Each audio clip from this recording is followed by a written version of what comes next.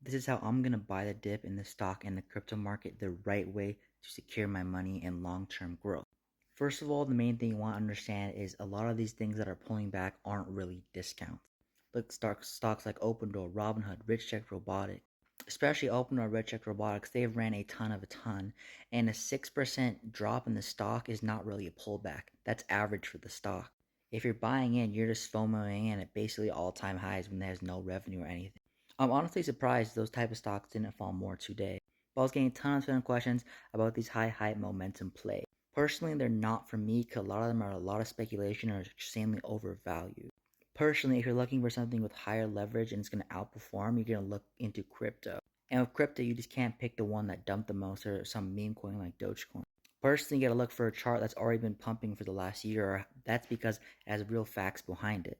Something like Chainlink that's up over 100% this year and feeds real world data into layer ones using smart contracts.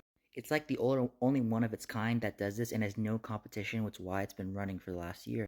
It may seem like it's expensive and you wouldn't want to buy it after it's up 100%, but it's down 20%, which is a pretty big tick to its market cap. So I just bought in more of it today and we'll look to get into more on Monday. And of course, it's going to expand when they have real world assets, stablecoins, project cryptos, a lot of stuff that's also benefiting Solana. Personally, the next one that's controversial, you want to get into safer large cap assets, including crypto like Bitcoin and Ethereum.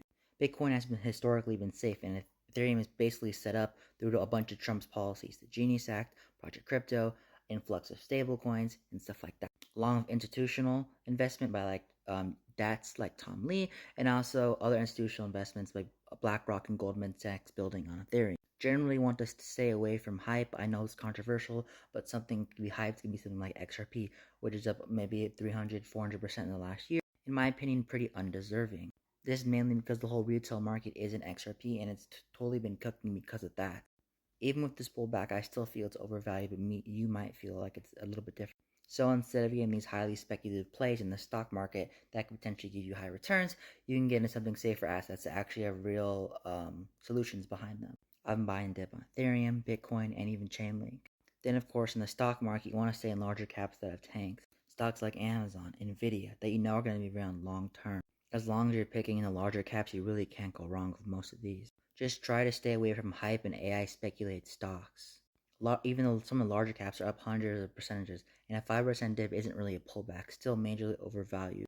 Just make sure your stock isn't only pushed by hype, something like AI or momentum. Make sure there's either real solution solvings or businesses that will last forever. The dot-com bubble didn't fail because the internet wasn't a thing, it's because it happened too soon on the scale where the internet wasn't ready for.